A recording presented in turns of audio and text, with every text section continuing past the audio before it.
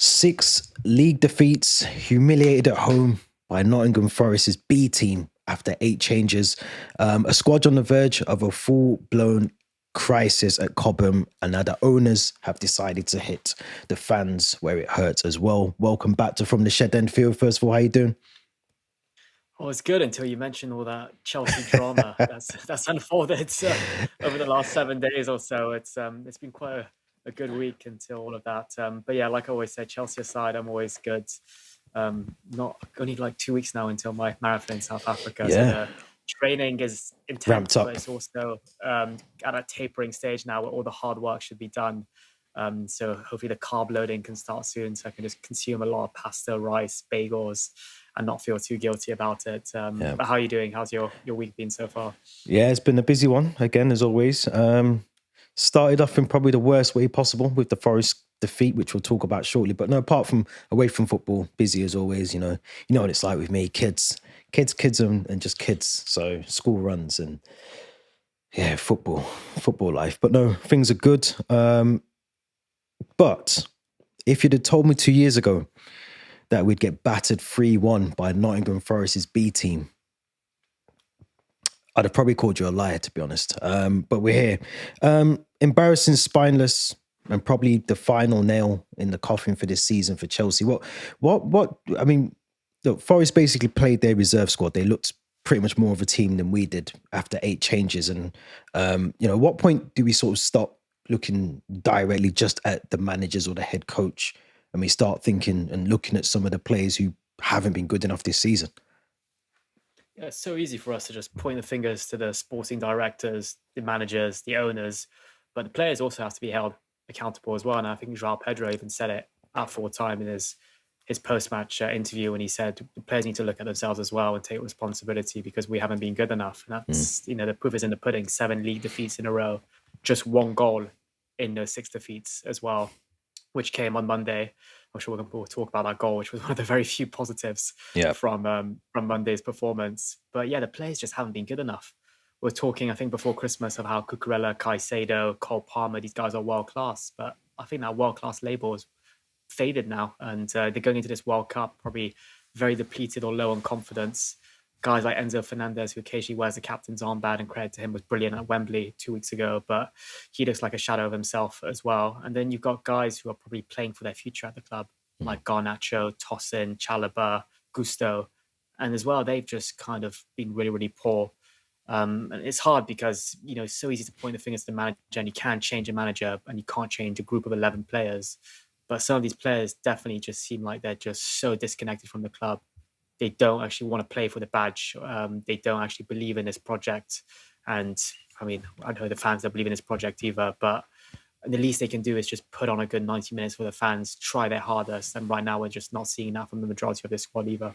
And it was interesting because I mean the goals that went in the first two, I think it was in within the first 15 minutes of the match.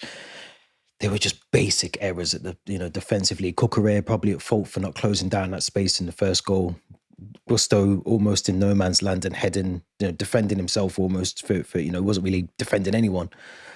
Penalty again for the second one. There's no need to do that, I don't think. And the third one, you could probably look at Chalobah again, defensive mistake. But I don't think I don't want to blame Callum McFarlane for this because I don't think. I mean, he's come No. into what is probably a shitstorm of a season for Chelsea. Just not playing well, all the problems off the field, the fans unrest, the protests that are continuing to happen over the next couple of weeks as well. So he's come into a really again difficult situation, probably even more so than the first time after Enzo Maresca left. But the players have to do more. I mean, I know you've been saying it. I've been definitely saying it. Jesse Derry, for me, Reggie Walsh, Moeka, they had to be involved in some capacity, at least one out of those three. And we got to see Jesse Derry on Monday, and I just thought, one player that looks like they want to play for the badge is the youngster that's come through, ahead of Garnacho, ahead of Gittins. Arguably for me, showed a lot more than he can do in 20 minutes, 15 minutes or so than Garnacho and Gittins have shown us all season. He just looked a breath of fresh air to see a youngster take on a player, take on a defender. Unfortunately, injure himself in the situation that he did, and it looks like he's out for the season now. But just to show that fight and commitment was something I don't think we've seen a lot this season from the Chelsea players. Yeah, I mean, I was really, really impressed by Jesse Derry's performance before the very unfortunate injury. And like you said, he was one of the very few players that looked like he was actually fighting, wanted to play for the badge. And anyone who follows us on the socials will know that we've had him in our preferred starting 11s, I think, for the last couple of weeks, to start ahead of Garnacho, to start ahead of maybe Pedro Neto at times. And he got his chance on Monday, and such an unfortunate clash of heads. Really pleased to hear that he's doing well now. I think he's back at home now, recovering after he was taken to St. Mary's Hospital straight away after the incident. Yeah, he just looked like every time he had the ball, he wanted to do something. He rarely lost the ball. He was creating space, dribbling well, especially on that left-hand side, something that Garnacho has been struggling with the last couple of months, losing the ball, not making the right calls and decisions. So we can just really hope that he can recover well, and he will be out for the rest of the season, but maybe get a chance in pre-season and maybe either get a loan next year or be back in the Chelsea squad. And especially if we might be lucky and squeeze into the Conference League, he might be the type of player that we might need in those kind of Thursday evening matches as well. I hope you're wrong. I mean, I don't want to be in the Conference League, but no, I'd love to see him in the main squad. I think I'd love to see him stay next season. I think. Yeah, I mean, look, some of those players on Monday, they honestly should hang their heads in shame. I mean, Cole Palmer stepped up for his penalty, just didn't look convincing. Even, I don't know, there was a massive gap from the initial incident to obviously Jesse Derry going off, and you probably start overthinking where you're going to place the penalty. But even the penalty was poor. His overall performance on Monday was poor. Lavia again didn't really impact the game, and then Santos is coming in, and I think I read online, and I think I read it and just closed the app down because I was in disbelief of what someone was saying. But someone was almost comparing John Obi Mikel to Andre Santos, and I thought you can't even compare the two, because when John Obi Mikel used to come on for us, he impacted the game. We'd see the game out, we'd close the game out, we could be 2-0 up. In fact, I said to you the other day, I was watching, I think it's 2014 Liverpool Chelsea, the Steven Gerrard slip, and John Obi Mikel ends up with cramp during this game, and he's just running. He's an engine in the midfield. We can't say that about Santos, Lavia at all. They come into a game and they're not impacting it whatsoever. Santos comes in, and what did he do for half an hour on Monday? I don't know. I can't tell you. I mean, it just looks like these players I don't know what they do in training, because it looks like when they enter the pitch, they've never played together at all. And I know there's kind of this headline that's come out that things have been quite fiery at Cobham recently, and there's a couple of fractions of the team that have separated, and there's a bit of division and internal kind of conflict amongst the team, and that's, I think, very apparent. So I'm not surprised at all to hear that. I wouldn't be surprised if there's a group of Argentinian, Spanish players that are maybe not getting along as well as maybe with the French players or the Brits. So yeah, it just feels like there's a lot of little fractions, a lot of players going on international duty, coming back, looking very disconnected, unwilling to want to play for the club. Yeah. And yeah, Lavia, Santos, they come on and their impact's very minimal. I do feel a bit bad for them, because I don't want to just point a finger to one player, two players that come off the bench, but you're scraping the barrel when you've got the lap coming on, when you're looking for a goal as well. The guy who scored one Premier League goal all season, I think 2 in all competitions. And unfortunately, given the Jesse Derry injury, given what McFarlane said about Neto and Garnacho still carrying their knocks, it might look like we might be forced to play a front three of Palmer, Delap and Joao Pedro against Liverpool tomorrow afternoon, which is far from ideal as well. Yeah, I wouldn't. I mean, we'll get on to Liverpool. I just wouldn't trust Liam. I mean, he came on again, didn't really impact the game. Ended up picking up a pointless yellow card with Moises Caicedo. I agree with you. I think it's just, for me, yes, you have to look at how Callum McFarlane maybe set them up, or was it the correct way of setting them up? And you go back to Liam Rosenior's time at Chelsea, but some of these players have to be accountable just as much as the sporting directors that we're talking about, the owners, the managers. They're on big money. They're professional footballers. They're not even doing the basics right. Defending, breaking up the play in the midfield, taking your opportunities, making the right runs in the attack, penetrating the ball into the box, getting something out of the game. And the only thing that we can probably praise from that performance, like you said earlier on, is the Joao Pedro goal, which for me is up there goal of the season. I mean, it was a solid performance from him. Again, very much like the Leeds United game semi-final, but he's right to come out. I think he's right to come out. I think he came out, like you said, after the game and say that the players need to do more. Top goal, though. A very, very good goal. Yeah, brilliant goal. Such a shame that it was just a consolation, and such a shame as well that his first goal was ruled out for almost like a toenail that was just offside, or the edge of his boot. But by scoring that brilliant bicycle kick, and by the way, I think that's something he's done a few times. I think he scored one very similar at Fluminense, or maybe one at Watford or Brighton as well. But by scoring that goal, he joins an illustrious group of Chelsea players to score 20 goals in a season. And we've always been crying out for that player that can score us 20 goals a season.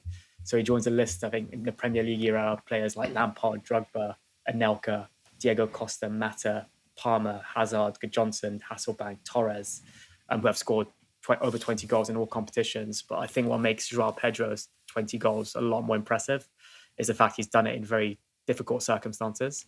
And also not a single one of those 20 goals was a penalty as well. So all 20 have come from open play, which I think is a huge credit to him. And same when we saw his Wembley performance against Leeds, even against Nottingham Forest on Monday, he seemed like the one player that wants to almost create something for himself, do something, drive the ball forward.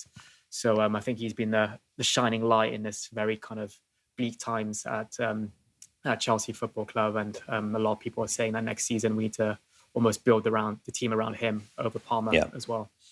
Yeah, it'll be interesting in the summer. We'll probably speak about it in a lot more detail over the next couple of months. But yeah, we need to see some changes, and maybe we do need to build the team around Joao Pedro and others. But a lot of those players over the summer during the World Cup, if they're lucky to get into their national teams, have to have a hard think about next season, because do they want to be playing Conference League, or there is a slim chance based on what Villa did yesterday that we can still get into the Champions League. So, yeah, I mean, we have to win all 3 of our games, and I think hope results go our way elsewhere. Exactly. But I think Spurs might even bloody beat us, which pains me to say it. Yeah, well, things have changed. If it wasn't bad enough, I mean, the club's been run poorly on the field. That's now trickled into the fans being attacked, as well as us not attacking the defence on the pitch. So the new ticketing ballot system really is a direct attack, I would think, on the sort of loyal Chelsea fans who were turning up to Stamford Bridge. And now they're suddenly, and I say they, I mean Blueco and others involved in this, are trying to turn Stamford Bridge into some sort of corporate playground at the moment. It feels like that when you hear it from Chelsea fans. That's how it feels. Surely this has to stop somewhere. The new ticketing system that's coming in for not just members, there's also changes to season ticket holders as well. When does it stop? How I mean, what's next for Chelsea fans? What do they need to do?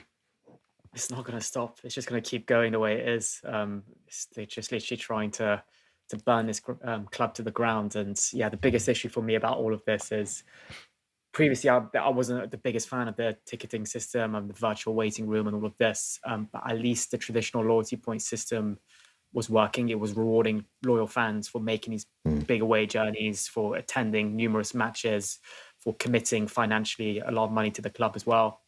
And now this new balloting system is going to play a lot bigger role in it. So how the fans are feeling is that loyalty is now being replaced by complete randomness, essentially. Yep. And, long-term supporters who have been attending years of away games, cup games, accumulating loyalty points, committing a lot of financial money to, follow Chelsea up and down the country and across Europe, are now feeling very devalued.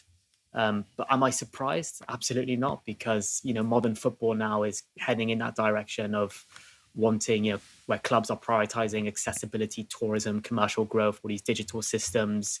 And it just looks like that, like you said, Chelsea has now been turned into this corporate playground now for these fans, or I don't want to call them fans, but these people customers. Customers, exactly. Exactly. That's the perfect word. Customers are going to attend Stamford Bridge, and Egbali, Bowley, these Blueco are probably going to favour that kind of person to attend games, because they know for a fact they're going to buy from the food trucks outside the stadium. Yeah, they're going to head in the megastore and buy all the bloody CFC London merch. they're going to maybe, spend 2 hours before the match in, hospitality sections, indulging in food and champagne and drinks and paying big, money and packages to have dining room experiences in the changing room, walk across the pitch before kickoff, sit in those, 2 grand seats behind the dugouts as well. So it's so unfair for someone like me who used to be a member who would sit in the family zone, accumulate loyalty points, go to the games. And now, if it wasn't for my season ticket, I probably wouldn't even be able to go to a single Chelsea match. And I'm having to pay an extortionate amount of money for my season ticket, which will probably only get more expensive next year. Yeah. I just got my application for the FA Cup final was successful now, and I'm paying £125 for a ticket. And all my years going to Chelsea Cup finals, it's never been that much. And it's almost like because I have a club Chelsea season ticket, I'm being penalised for that and having to pay more, which is quite frankly ridiculous. So yeah, this new ticketing system is going to be such a blow for loyal fans. And I'm seeing it more and more. I mean, at the 55th, 60th minute mark in that Nottingham Forest game, Yeah, it was empty. Stamford Bridge was empty, completely empty. The 2 season ticket holders who sit next to me at every single game disappeared at halftime for a drink and never came back. And I don't blame them. I really don't blame them. It's just, so dire now to go to Stamford Bridge. The atmosphere is so depleted. Things just turn so toxic before kickoff, at halftime, at full time as well. Yeah. And things are only going to continue going this way if the atmosphere or the thing that we once used to pride ourselves at Stamford Bridge when, these big European matches, we saw it at times, in small doses when we beat Liverpool earlier in the season, that atmosphere, that rattle of the Matthew Harding as well. We're never going to see that again anymore. Yeah. It's just going to be this big corporate playground. It's going to prioritize tourism and people that are just going to spend every single penny in around Stamford Bridge as well. Yeah, it's not. I mean, it's not looking good. It feels very soulless, and even for someone like me who hasn't had a membership for many years now, a couple of years at least, you just you're like you said, you're penalized for having one. You're penalized if you don't have a membership. And also I think the membership, there's 2-tiered membership now, so it's £60, and I think the other one's still in the £35 region, but you're not guaranteed anything out of that. So, I mean, I'm just reading some of the details here. So the ballot system that's coming in, that Chelsea are moving to, will be like a random lottery for home tickets. So that's effectively killing the loyalty points system that has rewarded long-term fans in the past as well. There's going to be an ID verification. So mandatory ID checks are now being brought in, which fans see as a heavy-handed policing towards the fan base. And for season ticket holders as well, so the 13-game rule, so season ticket holders must attend 13 games or risk losing their seat, putting massive pressures on fans with families, jobs or other commitments outside of football. So it does feel like it's almost attend or don't attend, and you'll lose your seat if you're a season ticket holder. But also members are almost, I used to moan about virtual waiting room probably every time I tried to get a ticket, and I was really annoyed. I'd be fuming and frustrated, but the grass isn't greener. I suppose when you look at it now, the grass is not greener. The Chelsea, I mean, in the defence of, to help the Chelsea Chelsea fans, the Chelsea Supporters Trust has overwhelmingly rejected the proposals, calling them unfair and disproportionate. So, do you think they have any sort of leverage in this, the CST? Do they actually care, the owners, about the CST? Are they going to listen to them? What does this actually mean for younger? I'm thinking of more the younger Chelsea fans who probably haven't been supporting the club for, they're coming into this era where it's a bit of a mixed emotions. They're coming into a really toxic fan base as opposed to probably yourself or even me when things were really good, under the Roman era. But what does it mean now for the CST? Do they have any sort of leverage in it? And the fans as well, the younger fans, where do they stand in all of this? Yeah, you'd hope the Chelsea Supporters Trust would have some kind of leverage and that Blue Co would actually listen to them and value their opinions. But after the Nottingham Forest game, I remember my mate messaged me saying, what's happening at Chelsea Football Club or something. I just said, listen, all I'm going to say is that I'm so grateful to have grown up in an era where I got to watch Chelsea win every single trophy there is to win, which now just seems like such a far cry from reality when we can't even get into top 6. We just about scrape into domestic cup finals, but we're very doubtful that we're going to win those. And, I'm looking at these young fans now who probably are going to struggle to attend games, or probably going to struggle to watch their team be successful for the next, during their childhood. It's sad. And like we said, these owners have just completely destroy the identity of this club and the DNA that once was so successful and so embedded in what Chelsea Football Club was. And this ticketing system, for me, it's like you said, you can have a membership now, but you're still not guaranteed to go to games. So you're paying 60 quid and you're still probably not even going to be able to attend a single game. And I think the season tickets holders needing to having scanned their ticket at least to show that they've been to the game, or at least attend 13 games. Otherwise, they risk having their season ticket taken away from them. In my opinion, that's a clear indication that these owners are scared that these loyal fans are going to start boycotting games. Yeah. And they're going to leave their seats empty. And if they leave their seats empty, they're not, increasing the revenue around Stamford Bridge. They're not buying the drinks, not buying a half-time pint. There's less chance they're heading into the mega store to buy the merchandise. Not that I think any loyal fan right now or any diehard Chelsea fan is doing, because we want to start distancing ourselves from any kind of like Blueco merchandise. But I think that's what they're really fearful of, and they're trying their best to try to reduce that potential risk of those loyal fans maybe boycotting games, not attending games. And in quite honestly, they probably don't really care if those fans do that, because if they're going to do that, then maybe someone else, this Todd from Pennsylvania or John from Sydney will be in London and will attend games and will probably spend £200 on their matchday experience, and that's ticket aside potentially. Yeah. And I think I've always said, boycotting is one form of a voice, but look, I mean, I'll be honest, and I hate to bring them into this, but the Liverpool fans protested last weekend about their ticketing prices, and their owners are listening. So it shows that it's not, protesting can work if you've got realistic owners, or you've got people in the right places that actually want to listen to what the fans are saying. I just think we're in a completely different boat to other fans and other clubs, because our owners do not care. And you just hit the nail on the head. You've said that if we don't, if you was not to attend a game, or you do give up your season ticket, someone else will just take it. There's someone out there willing to take that season ticket and attends the remaining games, or next season, if you relinquish it, there'll be someone in the queue waiting to take it. So I don't think we're in a situation where, and I've said this before, maybe boycotting is the answer, but you look at it, it's probably not, because it's really not. Because if I don't go, someone else will. Yeah, and exactly. I know that for a fact. I'm a loyal Chelsea fan. I contribute to the atmosphere to the best I can. But if someone else replaces my ticket, maybe they will. Maybe I'm being harsh, and they will be as good as a fan of me. But more likely than not, they're willing to pay the crazy prices that Westview and Club Chelsea are charging.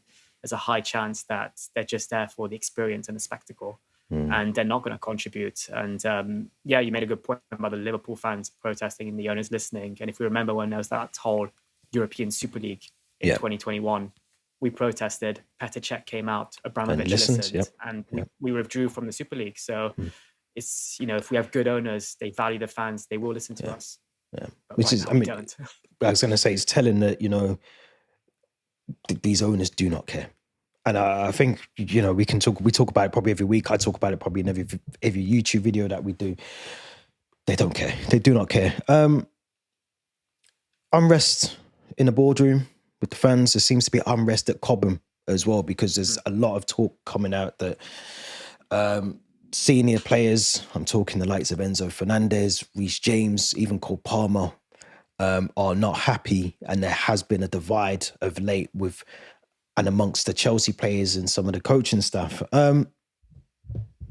Why, if you was Reece James or Cole Palmer or Enzo Fernandez, would you be well within your rights to question why you staying at the Circus when you could probably move to somewhere a bit more luxurious and enjoy the rest of your football career elsewhere? I'm slightly on the fence on this one, because yes, arguably these players have proved that they're amongst the best of the best, and they probably deserve to be playing in the Champions League. But at the same time, this season they got us in this position, and it's not just the managers. They got us in this position of being, I'm going to check the table, and God knows how long, but I think we're like 8th or 9th, or maybe even 10th now. 8th, I think. Yeah. They got us into this position now of being 8th, and they also need to be held accountable and try to redeem themselves next season to bring this club back to where it is. Of course, I think behind the scenes, there's so much we're not aware of, and it is such a shit show, probably more than we think it is. Yeah. And I think I sent you, someone who put a tweet up saying they had a phone call with a Chelsea player who shared a lot of gossip and stories that are happening behind the scenes, and he couldn't fully say word for word what was said. But what we do know is this, I think, was shared by Max F Sport, who's an Observer journalist on Twitter. And he said that things got pretty fiery at Cobham on Tuesday upon the players' return, and this was straight after the Nottingham Forest game. And it really doesn't sound like there's a good squad morale between certain fractions.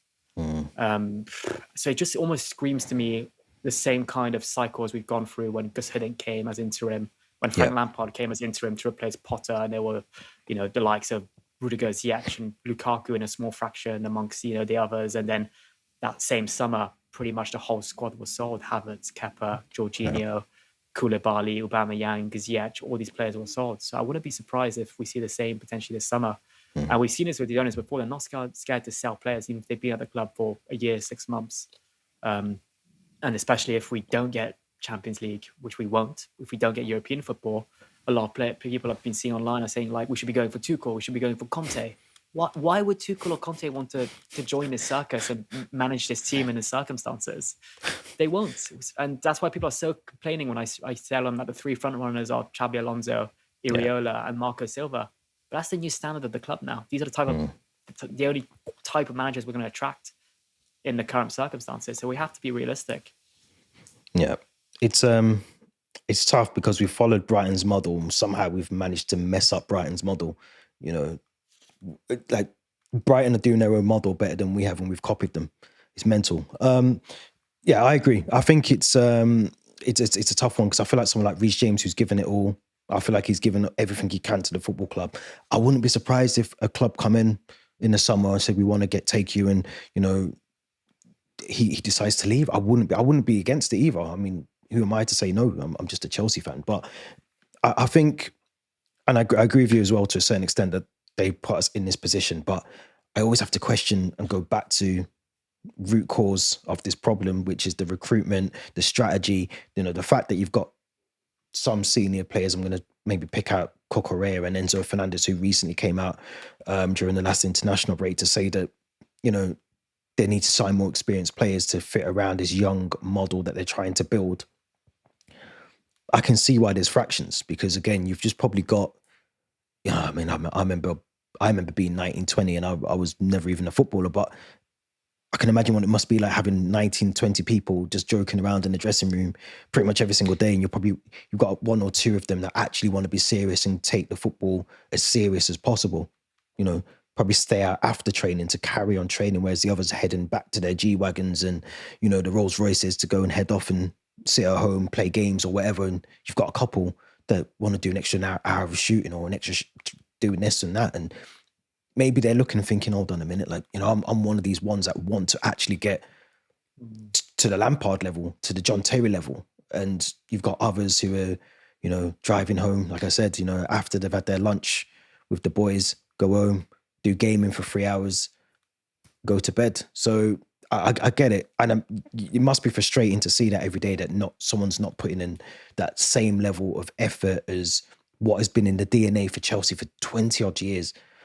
What John Obi Mikel talks about all the time, what John Terry talks about, what Frank Lampard has spoken about numerous occasions. Didier Drogba said the same as well. Frank Leboeuf's come out and said the same. I think even Emmanuel Petit's come out and said the standards are just not anywhere near it. So if you've got one or two key leaders in that team who want to be there, but you've got, and I hate to single him out, but he's just the first person that springs to mind because he drives a pink Audi, is Garnacho. You probably do question what's going on. And then the head coach, Callum McFarlane, don't know him, but he doesn't seem like someone who's going to take a grip of some of these players, pull them into a room and say to them, block your ideas up, or I just don't know. So, I mean, I get it. I agree with you. I'm kind of on both sides, but I wouldn't be surprised if some of the, like you said, no Champions League, Enzo starts getting on the phone to his agent. Reece James might think the same. Someone could come in for Levi Colwell. You just don't know. Do you think it's more of a generational thing? I mean, I look back at football, how it was in the early 2000s, late 90s. You like the likes of John Terry, who used to scrub the boots for the first team players. I think even a few of the Chelsea Academy players used to be ball boys at Stamford Bridge. Yeah. And they almost progress up the ranks. They learn, how to be disciplined. They learn what it is to become a football player. Whereas I think a lot of these players nowadays, you mentioned Garnacho and all amongst plenty of others, they just have things so easy so early on in their careers that they're so used to having things go their way that, as soon as things go wrong, they're on their phone to their agents being like, get me out of this club. Yeah. Whereas maybe a John Terry, a Mikel, a Drogba, a Lampard, they've been through really turbulent times at Chelsea. And they've proved that they can turn things around the next season. But right now, their squad and their attitude and their discipline and their motivation, I just can't see that happening. So this is why the next managerial appointment is going to have to be so important to kind of bring this squad together, boost morale, and also get these players who are underperforming performing again. And I don't just want that for a season. I want that consistently as well. Yeah. Because we've seen it, Maresca, we've seen it for a year and a half. Maybe we saw it beginning of the Potter era, Pochettino as well at times as well. But what I want now is this next manager to be consistent, and I'm sure we're going to be back on his podcast maybe in a year time saying these players, need to look at themselves in the mirror. Where's the leaders? Where's the leaders? But yeah, that's just Chelsea Football Club in this in 2026 right now, unfortunately. I think you're right though. I think it is a generational sort of cleaning of the boot. I mean, if he was given an opportunity to even be in the men's, and I know this for a fact, especially at Chelsea, because I know someone that's been at Chelsea as a kid, moved on and played at other clubs, but didn't make it through to the first team for that exact reason. They were around Zola, Marcel Desailly, great World Cup winners, and they were in the first team. And the level, I mean, he's told me firsthand, Zola after training would just be free kicks, literally practicing free kicks constantly, just for an hour. Constantly afterwards, John Terry again out on the training ground after training's finished. I think it being in that first team was almost like you had to have done something well to be in that first team. Whereas now, again, no disrespect to any of them, but we've had the likes of like Tariq George in there and Garnacho's in our first team. I think he's only 21. That wouldn't happen back in John Terry's day. You had to. It was almost like one in. It was just one in. John Terry would go in, or Jody Morris was in there a little bit, and then it wasn't just stacked with youngsters. And I know I keep talking on here that we should use our youth because we should, but I think it's almost like the pathway is too easy now. You just go into the first team and then you're just there, So, and then you gotta remember you're on a shed load more money than some of those youngsters were 10, 15, 20 years ago. So you lose that sort of incentive to want to play well. I think John Obi Mikel said it actually, if someone's on an 8-year deal, you're getting 180 grand a week. Why would you want to turn up and play well? What have you got to play well for? Because you're still getting paid. You're in and amongst the first team and you can go and enjoy the rest of your time away from training. So he hit the nail on the head in his latest podcast. So yeah, I think it's definitely a generational thing, but it's sad to see because I think, I mean, we talk about Brighton and we talk about Tottenham, but we're no different to them now. We're no different to them now. Burned me to see Arsenal in the Champions League final the other night. I mean, those things would have been us, 10, 15 years ago. We would have been talking about being in that Champions League final or chasing down City for the Premier League. And now we're talking about, now I'm panicking because I think Jurgensen might be in the FA Cup final for us. So, yeah, things have definitely moved on at Chelsea and it's not for the better. But yeah, I can see why there's definitely fractions amongst the leadership group and maybe some of the other players as well. Bring on the World Cup. That's what I'm saying. I just need a break from club football. Just, delete the club at this point, to be honest. But let's move on because we have got a game tomorrow heading up to Anfield, which is usually a massive clash, but I don't have that same sort of energy or excitement about this fixture just because I feel, and I think you said it beforehand before we started recording, we kind of feel we know what's going to happen, even with the injuries that Liverpool have currently as well. Can we actually pull a result out of the bag with the injuries we've got and what we potentially would be lining up with tomorrow at 12:30? No. We can't. That's the end of that conversation. Football is football. Anything can happen. But I think right now, as we're sat here Friday, recording this at midday, I just can't see us getting even a point at Anfield tomorrow afternoon. I mean, we don't even know. We don't only fit wingers currently. First team wingers. We can't even beat Forest at home. We concede after 2 minutes. We give away sloppy penalties. Sure, Liverpool have plenty of injuries. I'm going to list a few of them here. Mohamed Salah has a hamstring injury. Hugo Ekitike ruptured his ACL. Conor Bradley's got a long-term knee injury. Wataru Endo, Giovanni Leone, Georgi Mamardashvili are all set to miss out. major doubts. Alisson Becker still got that knee injury, which means that Liverpool might be playing their third team goalkeeper, Woodman. But if you can't even score a goal, then forget who's in goal for Liverpool. It's I think Isak got injured again, if I'm not mistaken, and I think he's out. Kanate and Wirtz are all doubts as well. So they've got a long list of injuries, but if we can't even beat Nottingham Forest's B team, we're not going to beat Liverpool's B team as well. And Anfield, we've had very little success there in recent years. I think our last win came in March 2021 when I think Mason Mount scored the only goal of the game in an empty Anfield Stadium during the COVID season. But yeah, it's going to be so difficult. I mean, sometimes what I do really have a bit of hope for in Chelsea is when we do play a team with a bit more quality. Sometimes we do tend to turn up at times. But even when we played City and United in April, we hardly managed to get a result. We didn't even get a goal. My one hope is maybe Joao Pedro can just have a few moments of magic like he did against Aston Villa, like he did against Nottingham Forest, and maybe get us a goal or two. But other than that, I've got no hope at all going into this game. Yeah, it's... I mean, look, I'm always going to have hope against Liverpool because just purely for bragging rights living up here. I think it's going to be a tricky one. I worried that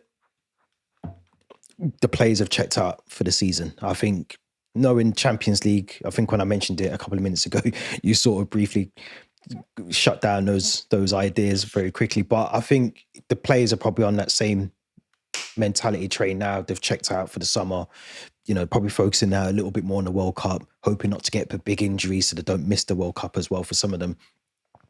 And our record isn't great at Liverpool. So the only thing that's sort of making me feel like we have an option is that I've watched a lot of Liverpool this season, and they, as much as they churn out some results sometimes, it's not pretty. It's not pretty at all. And I think, Arne Slot has slowed down the sort of tempo and the style of play that Klopp used to play for them. And it was really aggressive, and, you didn't really get much time on the ball, and it was always just constant, almost, Genga pressing, just really aggressive football. That's all slowed down now with Slot, and a lot of the Liverpool fans are really annoyed about that. The frustrations are there. But if there was ever a game where Callum McFarlane, I feel like, has got a free hit, no one expects him to win this game, just install that into some of the players, because I don't think anyone's expecting us to win. He did get a draw against Man City last time round. You have to remember that as well. And he was under severe pressure, I would say, based on what was happening at the club at the time. Very similar situation again. So difference now is, obviously, you said it earlier, I think in your lineup, you'd probably have Liam Delap up front, which worries me heavily. 2 reasons. He likes a good old street fight. And I think the Liverpool faithful will get straight onto him, knowing that they can rile him up a little bit. And 2, I just don't see him scoring goals. And I feel like, I'll let you go for your lineup first and maybe give the reasons why I'd probably tweak it slightly. But I think obviously we know Felipe Jurgensen is in goal for this game, concussion to Sanchez. So based on that, you're back for, are you risking Reece James in this one, or are you sticking with Gustavo Achiampong? I am. I think even McFarlane hinted that Levi and Reece James are back in training now, and there's a big chance that they start the final tomorrow at Anfield. So and the final as well. I think the final is the big game. So it's whether you risk them in this game, keep them fit for the final. We do have, I think, Spurs before the final, if I'm not mistaken, as well. Or is that after the final? It's after. I think it's the 19th. After, okay. Yeah. That's right. Yeah, it's the following weekend is the final. I think I would play Colwell. I think he's been back in training now for a month or so. So I think he should have built up his fitness. And maybe, if depending on how the game goes, maybe give him 60 minutes or even maybe a half. But I would have Jurgensen, Cucurella, Colwell, Chalobah, and Reece James. I think Gusto, for me, during Reece James' absence, has really not impressed me. And that moment of idiocracy against Forest was not great at all. I'd have Caicedo and Andre Santos. Oh, okay. Personally, I think I'd drop or rest Lavia. Then I'd have Joao Pedro. Sorry, I'd have Palmer, Joao Pedro, and Delap.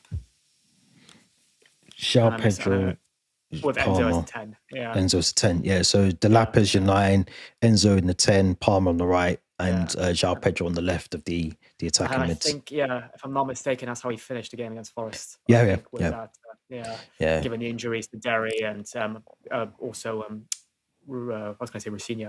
McFarlane's yeah, confirmed that Neto and Garnacho are still carrying knocks. yeah, yeah. Good news though is Ipswich got promoted back to the Premier League, which means maybe they'll want Delap I did say on back on Monday. loan, or yeah, I said on Monday, I think it's Ed Sheeran who funds some of the transfer. yeah, Need to get Ed Sheeran to just put a nice little cheeky little £20 million bid. You can have him back. But no, I think I like this. I do like the lineup. I think we need to see. I mean, I'm saying it week in, week out now, but Cole Palmer has to pull out some sort of. I think he's in jeopardy of missing out on the World Cup squad. I really yeah. do. I I mean, don't think he's done enough. if you look at his 2026, more than anything, he doesn't deserve to be in that World Cup squad. I think Yeah. maybe he's Cole Palmer, so maybe that gives him a bit of bargaining power to be in that squad. But I don't think Tuchel will be starting him in that game against Croatia, which is, I think, England's first game of the World Cup. Yeah, I mean, his stats this season in the league: 23 appearances, 9 goals, 1 assist. So it's not reading for good measures there. But I think I was going to change anything, and I think I sent you my lineup yesterday, and everyone's going to shoot me down for this because why would you want to put a youngster in there after what you saw Jesse Derry do? But this is the reason why I would go with this. I would take out the lap. I'd put Joao Pedro back in the 9, and I'd bring in Kamuva McQueen into the left-hand side of it. I think he's actually, if not mistaken, I think he's been nominated as the player of the season in the PL2. I may have got that completely wrong, but I feel like I did read that very late last night. I think we need to stop just playing players because they're there. And I think Liam Delap, 1 goal all season in the league is disgraceful. I'm lost for words for him. Why not just try something? This is a free hit for Callum McFarlane. For me, I don't think he has to. No one's expecting 3 points out of this game. And you just said it before, Tottenham will be another difficult game after the final. Yeah, I would like to see Joao Pedro playing a more natural position because I think it's going to be difficult if Konate and Virgil van Dijk are fit, which we think Virgil is, and Konate potential.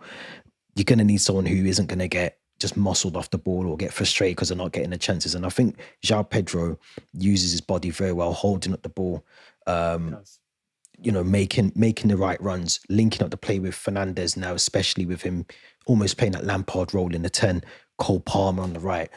I think he has to, for me, be in the best position to do that. And I don't really like seeing him come off the left-hand side to try and cut in and make things. I feel like he's really isolated on the left-hand side. So the only thing I would swap is take out the lap and I'd bring in the youngster on the left-hand side. Yeah, I'm not against that. Even I think Shim Maheka is in for a shout, maybe starting. Quick question before we wrap up is, if we do get a penalty at Anfield tomorrow, who takes it for you now? It shouldn't be called Palmer. I'm trying to think who else takes pens. Enzo. Does Enzo take pens? Give him a pen. I think then Joao Pedro. I know we've just spoke. He hasn't scored a penalty goal out of the 20 he's scored this season, but he takes him for Brighton. He took him for Brighton. I do not give it to Cole Palmer, and I hope he scores it and maybe builds up a bit of confidence and sets the tone for the rest of the game, perhaps. Or I think with Cole Palmer, I don't know if he's dealing with stuff outside of football, which is probably 99% of footballers, but I just think he has to go back to what he knows how to. He needs to go back to the basics of what he was doing to make him the play that we were talking about as finishing 8th in the Ballon d'Or. And he just doesn't look like he's interested in football at the moment. And again, I don't know if that's off-field stuff or managerial changes or reading all the comments about him online, but something has gone wrong with him this season. So he needs to have the game of his life for the next 3 or 4 games to even think that Tuchel's going to put him on that plane for the World Cup. Yeah, because Tuchel was at Stamford Bridge, I think, as well. Again, he's been there a lot this season. Monday, yeah. So I don't think he's been very impressed with what he's seen from Cole Palmer so far. And someone else who was there was Thiago Silva as well. And I felt sorry for him. I felt sorry. I think there was a still image of his face, and he just looked like he was shrugging, and he no longer recognize the club he once used to play for. And I think he brought his son alongside him, and he was probably telling his son, this is how not to defend. We'll find you another club in the summer. Yeah. Oh gosh. But yeah, I felt sorry for him as well. I mean, especially that he'd come all the way from Portugal, I think, to spend a couple of days with his family. Yeah. Interesting to see. I think he had a dinner with Felipe Luis. He I don't know did. if that was in Portugal or in London. He was in London, apparently. Apparently he's in London. So read into that what you will. But it's I mean, look, it's bad times for Chelsea. I think tomorrow's game, if we can get anything out of it, and I don't think it's this is not a must-win game anymore. It's a situation of playing for pride, playing for badge, playing for the fans, especially the travelling fans more so, who are travelling still with all the turmoil at the club and the negativity around it.